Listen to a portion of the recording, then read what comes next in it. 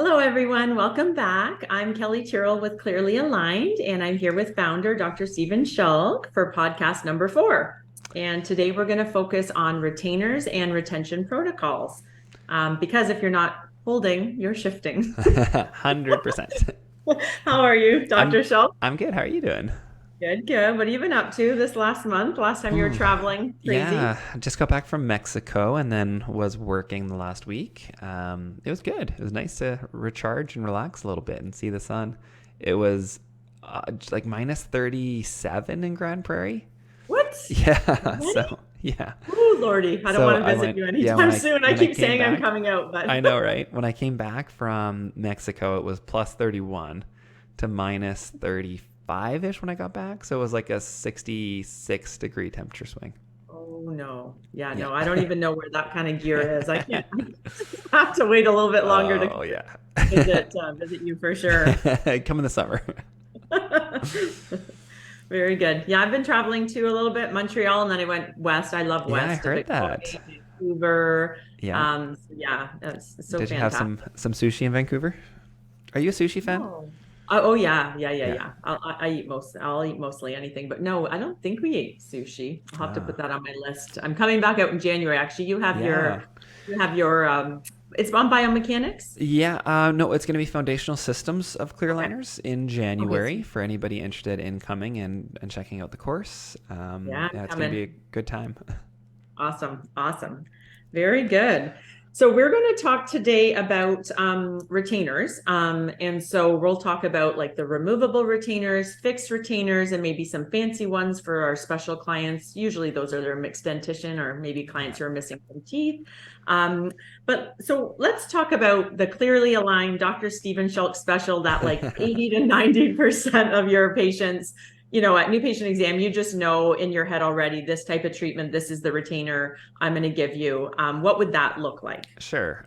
So it's pretty straightforward to me how we approach it.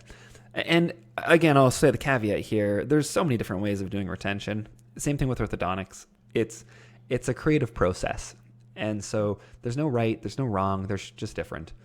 What we do in our office is most patients, when they're finally like finished everything, they're going to be given a clear retainer, whether it's Invisalign's Vivera retainers or an Essex retainer that you could get from a different lab, or whether it's going to be something you make in house.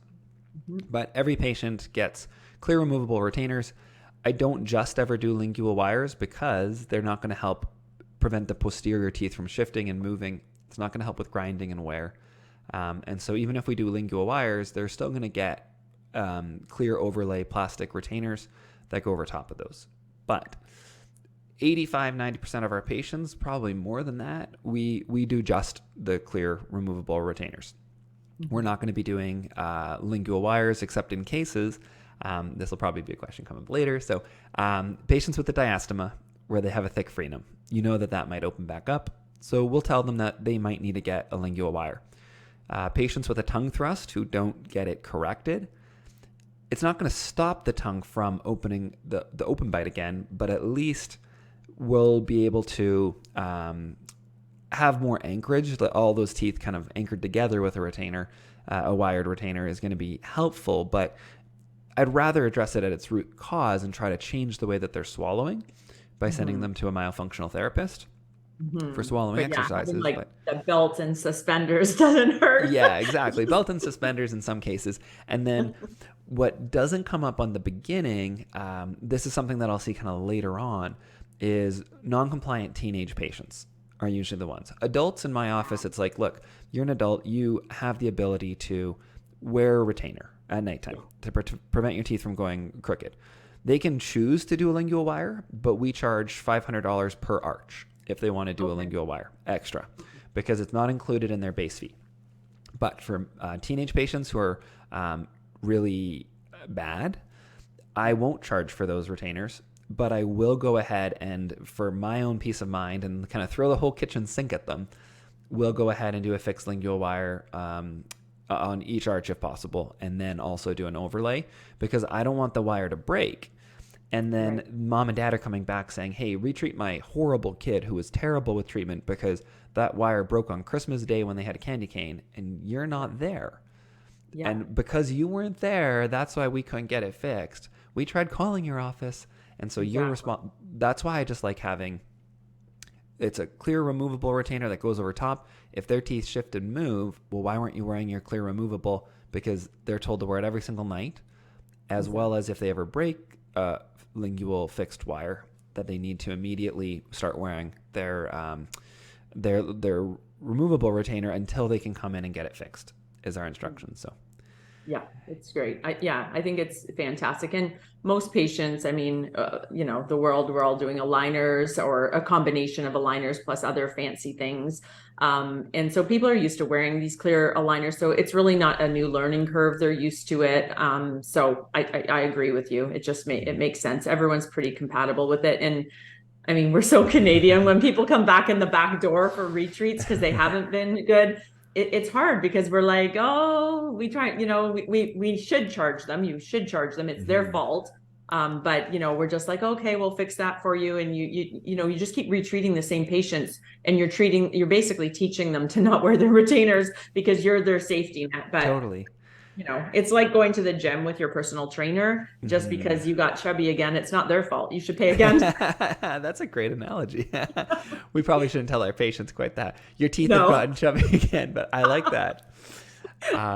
Yeah, and I think you're spot on. What we do a terrible job of, as probably general dentist and orthodontist, For is sure. concluding the relationship, ending the commitment to aligning teeth and keeping teeth straight. And so we're very, very clear with our patients when we reach the end and they get their retainers. We have them sign a very clear consent form, which is available through all the courses, which is really well done, I think, that tells them that they're now responsible for their tooth positions. And Exactly. if things shift or go crooked, I like to say, I'm handing you the keys of the car. You're responsible for the car. Mhm. And if you end up having your teeth go crooked, then there's going to be a new fee. And then they sign a form that says essentially, I'm completely done with my treatment. I'm completely happy. I recognize that if anything shifts or moves, I'm going to be responsible for the cost of treatment again. And that's kind of where we're done. And I think what happened to me in the past is that I didn't really have something that they signed or that I told them, like, today is the day that you're graduating or getting those keys of the car. And so when something shifted or relapsed, I hadn't concluded that relationship. I was still kind of taking onus of checking over their orthodontic position. Right. What I think as a general dentist, which is kind of nice, is that I kind of take the best of both worlds. I want to treat patients to the standard of an orthodontist and finish Right. them in as ideal occlusion as possible. But I know a lot of orthodontists very frequently follow up for 2 years or some are even 5 years of checking retainer checks. To me, I don't. At this point, you have reached the end. You are responsible for your teeth. I have concluded all of my obligations to you. Your teeth are straight. You have retainers. You know how to wear them properly. We're at the end. Yeah. And so I'm really happy that we made that change because we very rarely retreat patients now because I think that they know that if they're responsible, like it's clearly off of us, Right. then they don't slack. They know that like the consequences are going to suck. Yeah. And I so, can yeah. see, I can see, I mean, you have your um, separate ortho clinics. You really are like an orthodontist. It's very separate. So they're not seeing you. And then, for GPs who are treating in their office and you have their recalls coming in, I can see how it's like, oh yeah, I'm checking everything. And oh yeah, that tooth is out of place. And okay, I'll get that one for you. And it's so hard because we're just so nice and likable and we're trying It's to, true.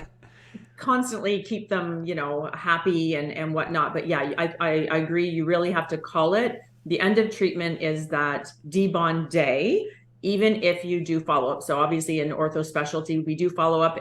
A lot of the times it used to be for 2 years. Now we've shrunk it down to a year because we're like out the door too. Yeah. But you know, just because we're following you doesn't mean we're responsible for you all the way along. We just are just double checking our Yeah. work. We're documenting it just in case your retainer breaks and you didn't notice. We're just trying to Yeah. catch that a little bit. But again, I think that's maybe possibly trending out as well. I do see some changes over the last 8 years or so. with retention protocols and just how we're tracking people. And I think maybe it's because, is it on us or is it on you? We have to transfer that for sure. Totally. And along with that, the protocols we had previously, you make a really good point, because we function pretty much like an ortho clinic now at this point, since I don't do general dentistry. In the past, the way that I would get around that, because I would still see all my recall patients in the general dentistry side, is, like you said, setting those kind of clear definitions of when they're done. What we would do is we would have something built into our consent that would have a certain fee for retreatment, and it might be like $1,400. So let's say a lower incisor popped crooked, and I still do get this. I won't charge them the entire cost, especially if it hasn't relapsed to its original spot, and if the case is still open, I'm not paying more for the case, so it's actually not a terrible moneymaker. But we will charge them usually like $1,400 or something for a batch of trays. And then we'll make sure that they know that they also have to pay the cost of the viveras, however much we charge. We just charge them our cost. So it'll be somewhere like $1,400 to $1,800 once they pay for the viveras. But if it's a patient who's been a long-term patient and they have 3 kids that are going to go into treatment and they've left us a 5-star review and they're an awesome patient, we'll use our discretion. And then we'll often still retreat for no charge. But if it's someone who is very challenging throughout the entire treatment, and we don't really want to retreat them, then they're getting charged the entire amount.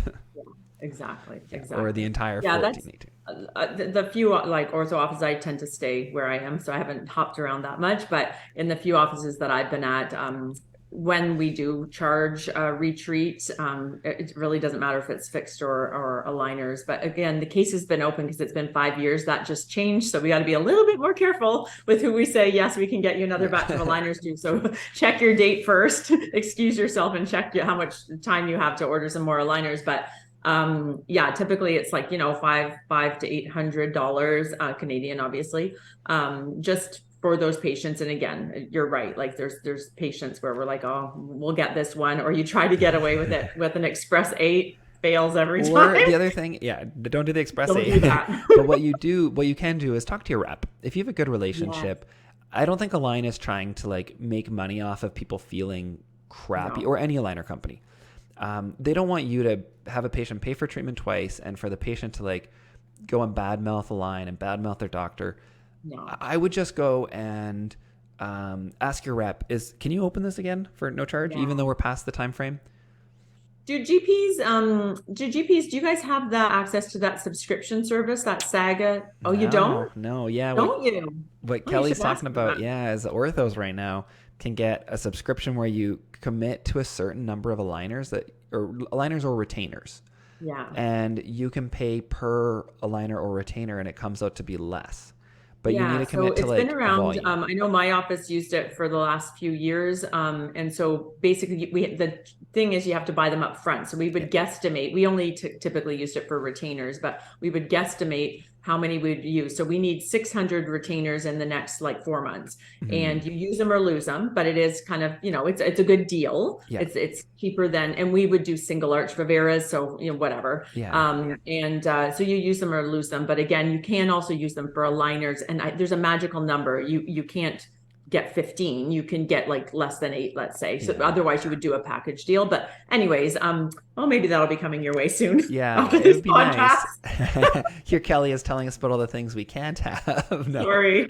No, it's okay. I think the reality is the volume needed in order for this deal, like you'd have to commit to being like, we want to have, because you could do it with the liners too now, but you'd have to say like, I want to commit to 500 or it was usually a monthly subscription. So you'd say 500 aligners / retainers per month at a unit cost of, I don't know, $16 or $20 or $25 per aligner. And there's a break-even point. So if you're going to do a comprehensive case, or if you're just doing like 20 patients every 6 months with retainers and viveras, it still would come out in your benefit to not have this monthly subscription of how many aligners you need to be a big user, like, Platinum, Diamond Plus, you're really getting through them. Then it makes sense. And even for big offices, our office was Diamond Plus. Sometimes we got caught up in it. We overbought the bulk. It's like going to Costco, you overdo it and you end up throwing out half the food. So like December, you're like 4 for you. Yeah. Who wants free retainers? Yeah, exactly. Okay, awesome. So for your removables, what are your instructions? That's super important because we all have kind of different instructions on how long to wear, Sure. debonded today and what's their instructions. Well, let me take it back a step and then I'll hit the Okay. instructions, because what we do is completely different, I think, than anybody. Like, we created this with Oh, some, there yeah. were some providers that were doing this to a small degree, but I think we've taken it to a different level. What we do is we don't go right from the treatment phase to the retention phase as like a set, this is the line in the sand. What's really cool about aligners is that you can kind of blend together the retention and the treatment phase. So let's say somebody has a slight posterior open bite. An ortho traditionally might go ahead and say, let's go ahead and bond on lingual wires, or a GP, whoever's treating it. Mhm. And then let's let those teeth settle over time. And the posterior open bite is just going to naturally drift closed over the next 6 months. So we'll do lingual wires, they might do Essexes, or theoretically just a Holly, but something that lets the teeth drift down together. What we want to do with our, what we call our temporary retainer protocol, or you might hear me call it the active retainer protocol, is we've paid for our aligners. We have as many as we want with our unlimited purchase with Align, or you need to know what product you've purchased from whatever aligner company. But we know that we have more batches of aligners as needed.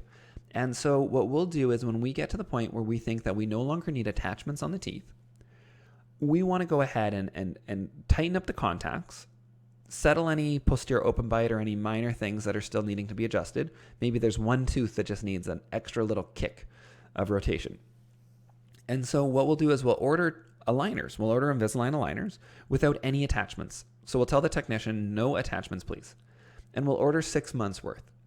And so patients are now told that they're going into their retainers full time for 6 months. But full time doesn't mean 24 hours a day. It means take them out when you're having breakfast, lunch, and dinner. You can leave them out for a couple hours. I pretty much want them to be on their teeth maybe like 18 hours a day, 20 hours a day, somewhere in that time frame, that they should always fit properly. But their teeth are going to start to settle in terms of the bite. It's going to even out. So if you looked at their teeth before you did this, they'd probably only be biting on maybe like 5 contacts on their teeth. But when you look at the end of this batch of 6 months of trays, because you're moving the teeth with the aligners, and you're letting the natural, just let's call it gravity of the teeth, just the natural super eruption occur. And so you'll come back and they'll have said 6 months prior, I feel like I'm only biting on these 4 teeth. And then 6 months later, you look at it and it's like, oh, perfect. We've got contacts on every tooth, or every tooth that we want, or maybe we still have to adjust a little bit. The reasons why we did that was also that we had patients who would finish up their treatment. They'd be ready for their retainers. We'd get them viveras, and then they'd go for a hygiene check and a recall 4 months later when they were due. And they'd have some cavities or a crown or something that was needed. And then we'd say, okay, well, who's paying for these retainers now? We need to get a new set. Well, there's no more warranty on the viveras because it's been more than a month. Yeah. So is the patient paying again after their crown, or are we eating the cost? And so this gives time using these aligners as retainers for you to do all the restorative. Also, what happens is someone with retainers, you probably all have seen this before. They go on, if you're not doing lingual wires, they go on vacation or they go somewhere for the weekend, they forget their retainers. When they come back, the retainers are so stiff that they try to jam them in and they only go on 3/4 of the way because their teeth relapse very quickly. With the aligners used as retainers, they have flexibility to them. There's forgiveness in them. And so the time when the teeth try to relapse the most is right when you finish moving them. So this gives 6 months to kind of stabilize them with a more flexible, quote unquote, retainer, is what we tell the patients. But then after that, you can go ahead and move them now. Once they're finished their 6 months, then if they were slacking off a little bit or something happened, they usually recognize that, and then they'll wear their aligners really well to make sure that they fit before they come back at their 6-month appointment. Because we tell them wherever your teeth are at that 6 months appointment is where we get your final retainers to. So make sure you wear these enough. Sometimes every once in a while you'll have someone who slipped and you need to order them another batch of these temporary retainers just to kick back a tooth again. But for the most part, it's not a problem. And so the benefits are we settle the bite, we make any tiny little movements happen if it's not perfect. We also tighten up contacts. So we floss the teeth, and anywhere that there's loose contacts, then we go ahead and we just we use some fake IPR. And what I mean by that is we tell the technicians, you know this already, but for everybody Point listening. two, don't do. Someone's trademarked that, and I swear it's mine. Oh yeah. But yeah, exactly what Kelly's saying. You end up, so we do more than just 0.2. Normally what I do is we floss the teeth. And this is my protocol. So this is a good one to write down if anybody's wondering for just how I do it. And then I'll ask Kelly what you do too. But we floss.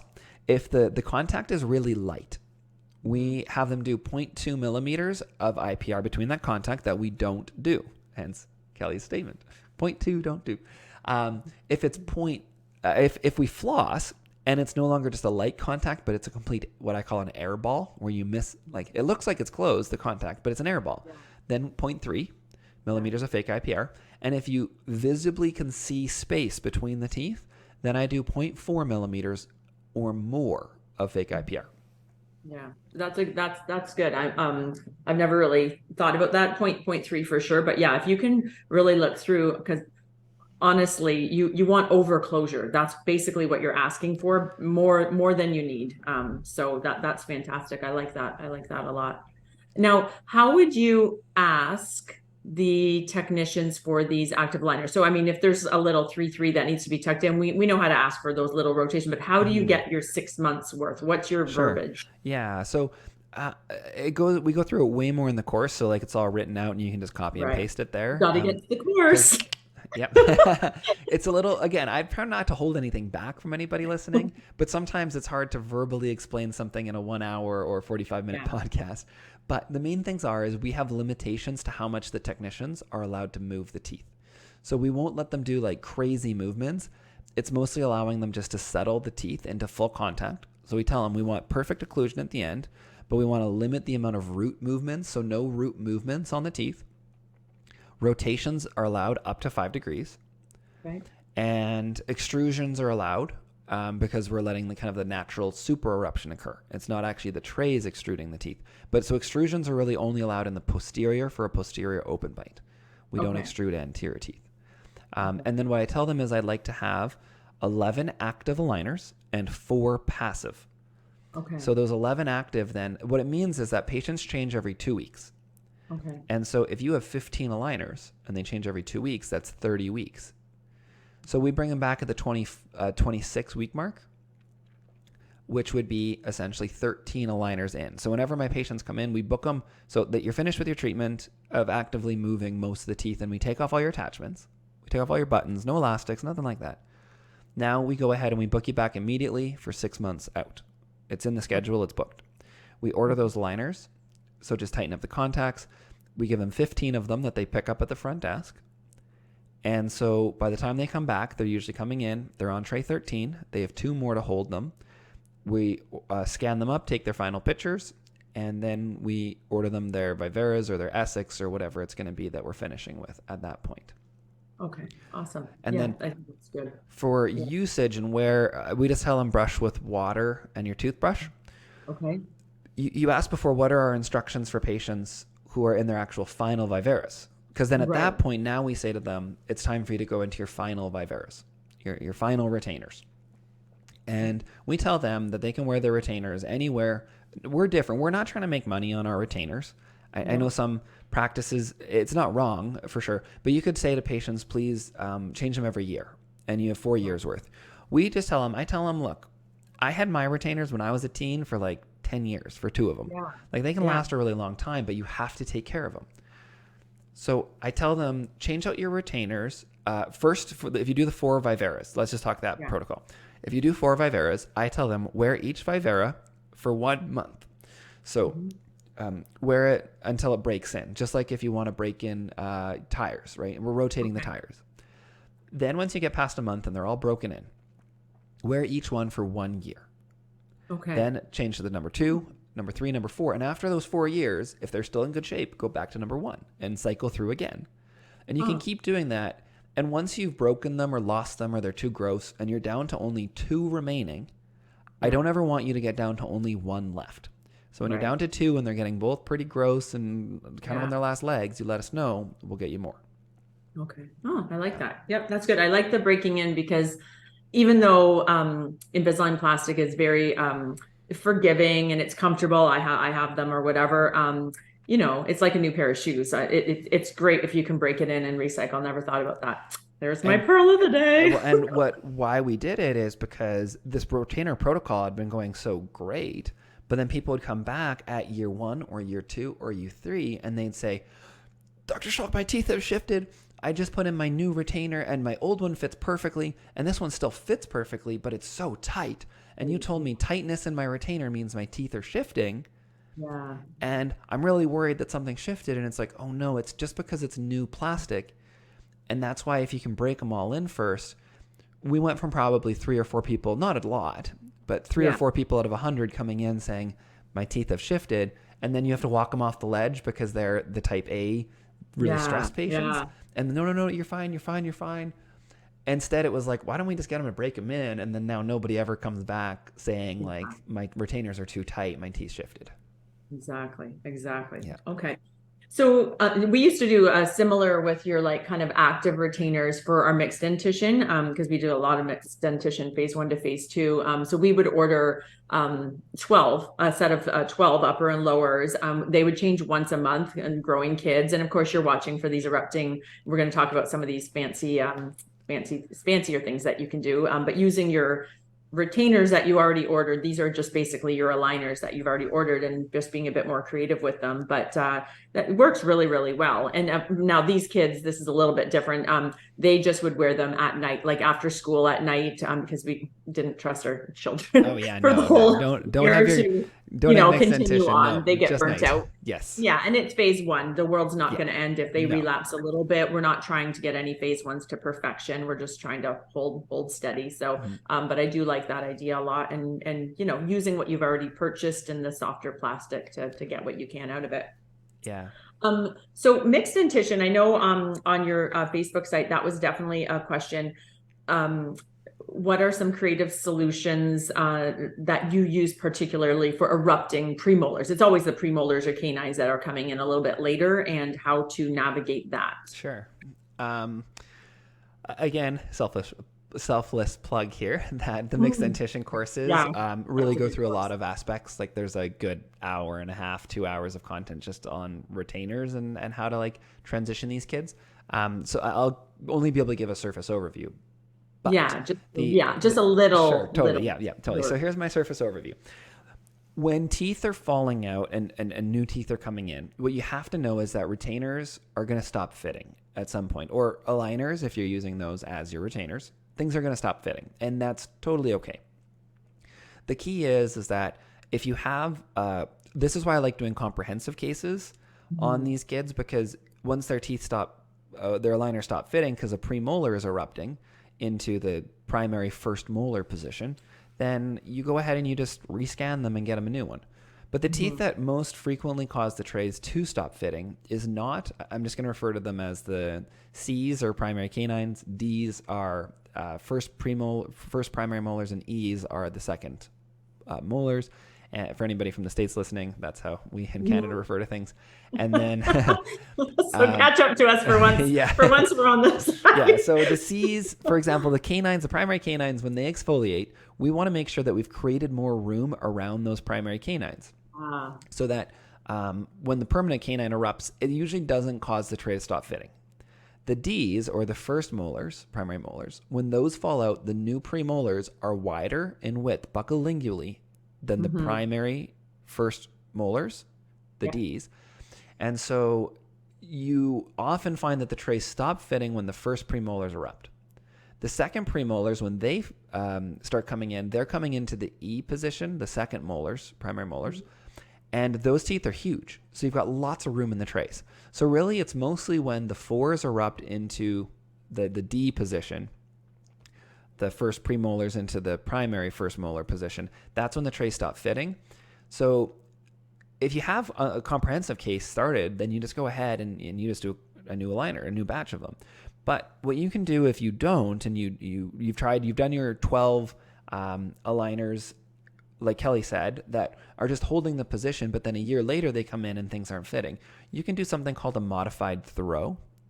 And what the modified throw is it's essentially an Essex. So if you made an Essex, and let's say we're talking about the top first, and it covers the palate, then what you do is you actually cut out the canines, first premolars and second premolars, or primary molars, those positions, so that those teeth don't have any plastic covering them. So it only covers the first molars and then the incisors. You don't need any attachments on the teeth on the upper. And then that's just going to give space for those teeth to erupt. On the lower, you can't have it going across the floor of the mouth, so you have to have it almost looks like a partial denture, where it's again going to cover the first molars, and then it's going to cover the lower incisors, but it's going to kind of run down in the vestibule, in the lingual, I should say, I don't know if you call it vestibule then. It would be on the lingual side between the tongue, on that alveolar ridge. That's where the plastic for the thickness of the Essex is going to run. And so all those teeth can fall out and then erupt without hitting the plastic and causing the tray to stop fitting. Right. Yeah. So that's similar. I've never actually ordered a throw from a lab or made one in-house, but I super love it. That's much more retentive than if you did, let's say I had my 12 aligners that they're changing, whether it's every 2 weeks or a month, doesn't matter, however many I've ordered. And we would cut sunroofs basically with our little hole puncher, if they came in. Now we're ortho, so we're checking them often, right? Where we have a protocol to check our growth and development club. And so we're punching sunroofs and letting these teeth erupt, because the last thing you want to do is prevent eruption, right? Yes. We need these to be able to come in. But if you have these throws, whether you have the sunroofs already built in on the top, and then the strapping, it's like nice train tracks on either side of these teeth that are erupting. It's long lasting, and it's one appliance that lasts and allows the eruption. So I love that. I'd love to be able to make it myself. Yeah. The downside, or aligner companies to get on board for us. The downside is that on the lower, it seems to break. It'll last for a while, but the one patient we just saw, she's 2 years after, she was only a phase 1. So we made one right off the bat for her. It made it a year, and then it broke, and then we made her more, and then it's been a year, and then it breaks. So it seems to still break every year or so. So it's not perfect. I do know Terry Coddington, who's a fantastic lecturer in San Francisco and Hawaii. He's a general dentist who, if you ever have a chance to hear him speak, he's amazing. We were just talking about this the other week, that he heard of a protocol and is starting to use this protocol where you just do a lingual wire on the lower, lateral to lateral on the lowers. And then on the uppers, same thing. Just you could do that if there's enough overjet and they don't bite on the wire. Yeah. And then that will go ahead and stay cemented until you start the phase 2. Yeah. So that's also an option. And parents like that. I did that to my own daughter, but I tend to be a little overkill because I have access to all the tools. So you get everything. You can have this and this and this. You can have it all. But no, I mean, really, we know when we're doing phase 1, we're setting up the parking lot and the bigger picture and the function. Orthos anyways, we don't get caught up in the tooth position. Sometimes we don't even touch the front teeth. We really are, we do the expander, and we don't even tidy up the front teeth. But, moms and parents are seeing the upper centrals and they're like, are you done? Are you sure you're done? That was, so I think it's a nice added bonus without, you don't want the roots to bump into each other. So we have to be very careful with our growing kids. But if you're lining up the front teeth, it doesn't hurt to place a temporary little tacked on lingual wire to hold things steady. And then if you have your removable on top that they can wear like pajamas for their teeth, fantastic. But yeah, that helps. And you're right. Lowers, it would be lateral to lateral. Most of the time they don't have these canines yet.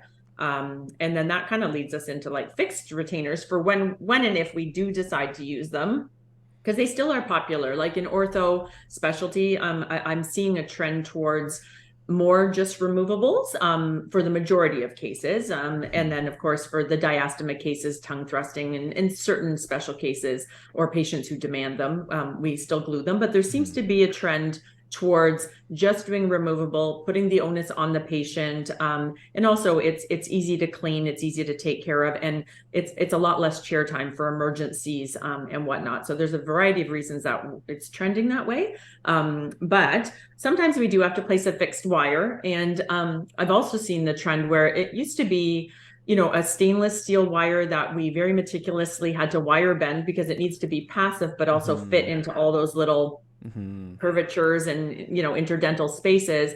So that was quite an art. It was very stressful doing that. In the morning, if you had like an on the spot debond, I'd be like literally like, it had to be so perfect. So we would only bond that to the canines though, back in the day. Yeah. And so the wire bending was harder, but the bonding was a little bit easier. Right. And I think it was kind of in combination when Invisalign kind of took over. Invisalign was mostly adults to start off with. So I don't know if that was the reason we started to bond every single lower tooth, but now we typically bond every single tooth, 3 to 3 on the lower and 2 to 2 on the top, irregardless of age, whether they're 10 and they're finished or they're 80 and they're finished. Everyone gets this bonded to every single tooth. And so now it's not so much a stainless steel rigid wire. It's more of a flexible, often braided, but not always braided, round or flat wire. Sometimes gold chains or little links that are very super passive. You're really just flowing it or dripping it on the teeth and tacking it on, because you don't want it to be active, because an active wire will undo your work and push it into a different position. And it seems pretty easy, bonding things on, but your wire is only as strong as or as good as the person who's bonding it and their isolation techniques, and or the patient who is a nail biter, a pencil biter, or just crazy. And it's interesting you say that, because I did my ortho when I was 13. They ended up bonding on a lingual wire, but only to canine, no laterals on the lower, and my teeth shifted even with the wire on, they shifted within a couple months, and the lower incisors were all crooked. And I didn't really know, I didn't say anything to my mom really about how it bothered me, but I kind of thought like, that was a bit of a waste of, like, I don't know why they did this retainer, because it didn't really do anything effectively. Because it didn't have full coverage around the entire tooth to grip it in 360 degrees instead of just grabbing it on the lingual, or not even grabbing it, just having something passive on the lingual. Well, my teeth just kind of flared up to the buccal a little bit and then turned. So I do like, I mean, I'm just so used to bonding the wires, and we always do removable over top, even when we bond the wires, obviously. And I think that's interesting, because since we do it the same way, and I would always recommend that I wouldn't ever just do a lingual, because the number of people come in saying that it's broken, and then their teeth have shifted, and then you're dealing with that. But then a lot of times the adults will say, well, if I have to wear this over top anyways at nighttime, what's the point of the lingual wire? And I let them come to that conclusion on their own. And then I say, that's a really good point. Why don't we just get you 4 removable retainers? You have to wear them. If you don't, your teeth are going to go crooked, but they're also going to protect you from grinding and wear. And so once they realize that it all works, like, it's not that the wires don't work. It's not that the viveras or Essexes don't work. It's just what falls in best with what you're wanting to accomplish. So we still will have adults that will bond lingual wires for, because they'll say, I'm willing to pay the extra money for it. We just found that the hassle of needing to deal with the rebonding them and breakage and all of those aspects, that's why we said we're going to charge more. And then if the patients really want it, then they can still get it. Exactly. And I mean, some patients, they know themselves. They probably weren't the best to begin with. They just don't have that, whatever they barely made it over the finish line as is, and they know. So it's just like a belt and suspenders. It's a little bit extra, and if they're paying for it, then all good. Totally. Compliance, obviously, we're kind of taking that out of their hands a little bit. But it is harder to clean and floss. I'm a hygienist. I don't floss my retainer every day. Forget it. Not full disclosure. It's a pain. And there are some like really fancy, like 3D ones where you can scan and they're all beautifully scalloped, and some people are putting like their little logo on it. So like every time you bond their wire, it would be like SS Stephen Schalk. Do you got this? Interesting. So there's some cool stuff out there. But it's one of those things. Totally. Whatever. So fixed wires. So again, we do fixed wires for diastema closures, especially if you have a heavy frenum. But even with any big diastema, we tend to just lock that in, just in case. Even if it's a 1-to-1, you can just bend a little V retainer. It doesn't have to be all 4. You can just bend a little V.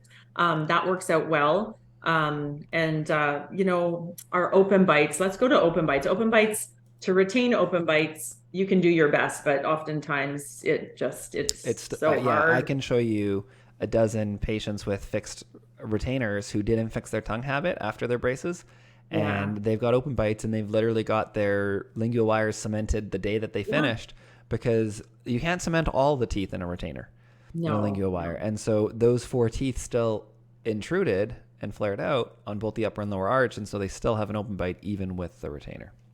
Yeah, and it's amazing. I mean, because these fixed retainers are mostly passive and flexible, which is what we want. But as those teeth kind of open up, and again, removables are super important for open bites. That's what's protecting your work to keep that flare in. They're fighting the tongue, so Yeah. sometimes we still lose, even if they're like, "Yeah, I wear it every night." Trust them because they probably are. But sometimes it opens up anyways. It happens to us all. It's Yeah.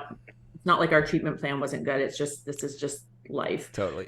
But as those teeth procline and flare forward, that wire just stretches. It's like a pipe cleaner or like a piece of toffee. It just stretches with it. It looks beautiful. It's all completely bonded on there, Yeah. but somehow you have a completely different bite. It's crazy. Yeah. Oh, totally. Or the other thing I see too is someone with a tongue habit, if they put enough pressure on the wire over time and they're pushing with their tongue, the braiding on the wire can start to come undone. And I'll see like a canine that's just kicked way to the buckle.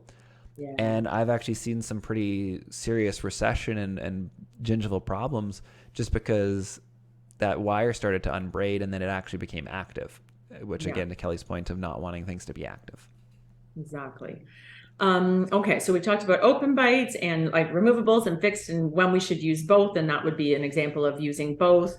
So let's just get back to our removables, because now we can add like fancy things to our removables like bite ramps. You can leave attachments on in creative cases where you just need a little bit more retention. So it's not going to hurt to leave a couple big anchors on the back to clip them in. Sometimes mixed dentition, we do that type of thing. But yeah, in what situations would you keep bite ramps on your retainers, if ever? Sure. If you've corrected the overjet, let's say somebody has a huge overjet of 5 millimeters. The bite ramps are only 3 millimeters. If you're putting them on the incisors, they're only going to be 3 millimeters in thickness buccolingually. So they can't have a huge overjet, or you're just going to be forcing the bottom jaw backwards. Or put them on the canines, but you still need to make sure your canines don't have a big overjet. But assume they don't have a big overjet and they're a deep bite patient, we would put them probably on the majority of our retainers if they started with a deep bite. I have heard before, like, put them on everything, but does it make sense to put bite ramps on someone who doesn't have a heavy bite? I mean, maybe it doesn't hurt, I guess, if they were an open bite patient. It might help try to keep their tongue away from the tongue thrust. But for the most part, we kind of target it towards the patients who are strong-muscled, have a deep bite. They are a really great thing to use. And so we utilize those in adult cases. You mentioned a good point. In some cases, you can leave attachments on your retainers. So let's say you had a lower premolar that's super, super rotated, and you just spent the last 2 years getting that stupid round tooth straight. And now you put them into viveras, and you've done this before, and it just goes right back. So if you leave an attachment on that tooth, it can work like a handle, just to kind of like how you put your cement on your wire. It's just you don't have a wire. The problem is, though, Align actually does not let you, with viveras, leave any attachments on. I have fought with them kicking and screaming so many times on so many cases where I said, this tooth will relapse with the viveras if you don't let me leave that attachment on. But they won't let you scan over it and leave it on? Nope. They'll tell me that sorry, they I have shouldn't to have brought that up yeah. then. But my software, we can add in. That's why you use, if you have to do that, use someone other than Align. Don't use a viveras. If you want to leave an attachment on, you can use your local lab, or you can use ULab, or you can use really anybody who fabricates Align retainers other than Align. And I've told them this. So but so if you scan over it, though, it doesn't just pick it up as an anatomy, like a weird cusp. They know because it's a rectangle. They automatically remove anything that. I don't and I told why them they would care. I know I think it's that their software has so many integrated, like automated processes that it's just automatically. Maybe it has its own pathway for the viveras. Exactly. Huh. Okay, well, that's good to know. I didn't realize that. And what about, so I'm getting all my products confused now. I used to only know one product. Now I'm confusing myself. So can you leave your elastic and window cutouts on viveras to Um, continue no, elastics like at night? no, you'd have to go ahead and you'd have to actually punch them if you wanted them. To my understanding, Um, I could be wrong. So anybody Okay. who, I'm I pretty know sure bite they have. ramps are good. Yeah, bite I know ramps are we're good. okay with bite ramps with viveras, which is super common. Now, when you're doing your these bite ramps, let's go back to that. So circle back. When you're doing your bite ramps, this is your active aligners. These would be, well, bite ramps on active, but you can put your bite ramps on your viveras as well. But So your viveras, do you have them sleep in, or is that like a full-time situation? So good question. When they're getting to their viveras and we give them those, and I say, "Here's the keys to the car. You're in charge. You're Yeah. responsible." Yada yada. I tell them you need to wear your retainers as much as you need to, based on what your teeth tell you.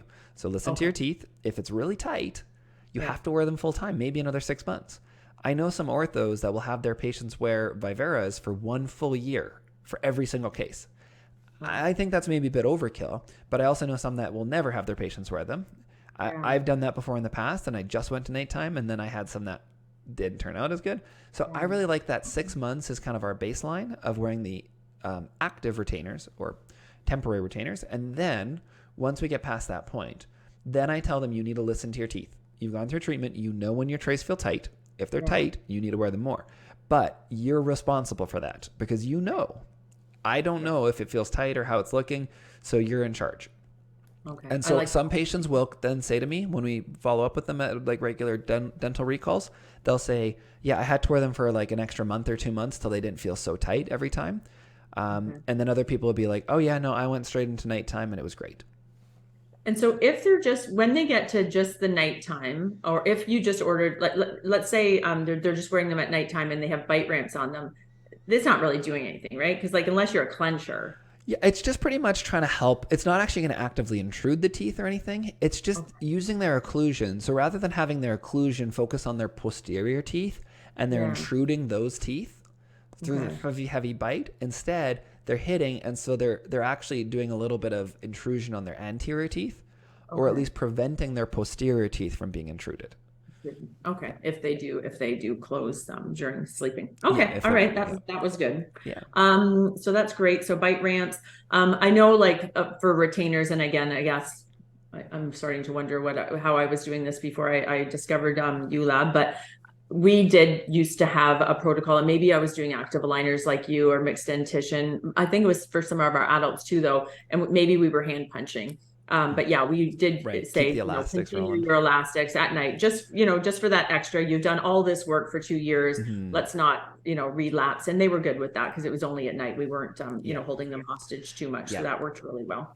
And for me, what I'll usually do is if it's a class 3 patient who I know still has growth, those are the ones that I'm most likely to continue running elastics, whether it's something Okay. tray to tray or we leave a button cutout and we cut out around it manually. Okay. Because some of those class 3 patients, they're late growers. They continue to grow. And so Yes. if you finish at like 14 and you know that they've got a lot of growth left, Yeah. then you might want to just go ahead and have something in there where they continue gentle elastics and you follow up every year just to make sure they don't jump over that, because you're kind of fighting that growth. But usually the class 2 patients, their maxilla has kind of finished its growth, and the Yeah. mandible, we know that the chin continues to grow still later than the maxilla.